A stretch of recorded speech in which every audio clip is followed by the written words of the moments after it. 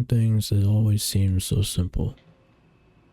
The first of which is that some changes are painful, but necessary. For as long as I could remember, I felt like I'm a bad person.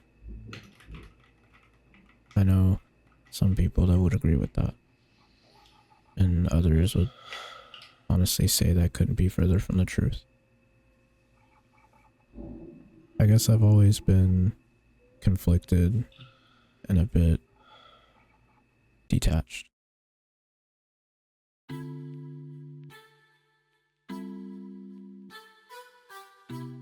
Living within my own world has always been the best option for me. When I participate in real life, I tend to find myself doing more surviving rather than living.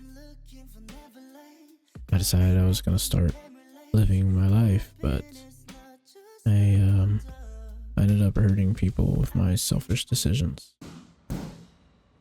The worst part, at least at the time, the worst part was that I was happy with the choices I made.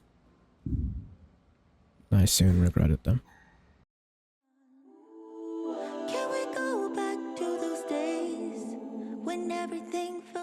I moved to a place that I had only seen in pictures. You know, it always felt magical to me. The same kind of magic I felt when reading, watching, or even telling my own stories. I had moved to my own personal fantasy land. Once again, it didn't last long.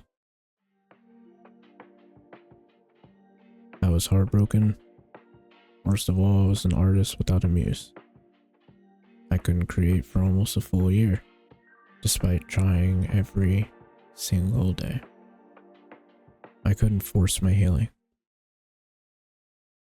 It's common knowledge to protect yourself. But how do you protect yourself from your own thoughts?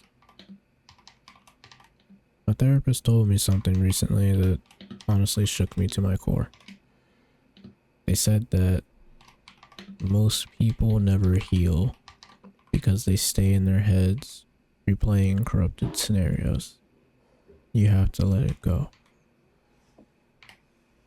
To say they were right is an understatement. I struggled with this for a long time, but I needed to hear that. It honestly helped a lot.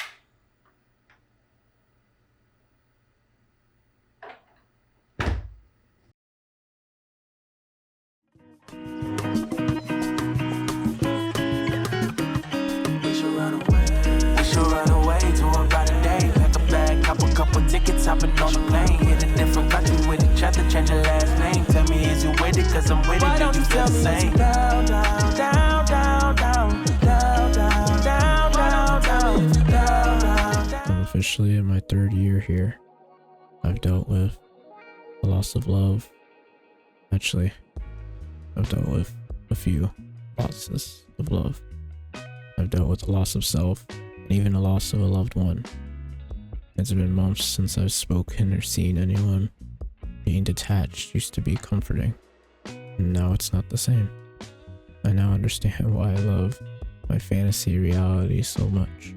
It's because everything has always been a love story. And for the first time ever, I understand that with my broken pieces and all, I am the love story. Well, even if that's not true, it makes me feel better.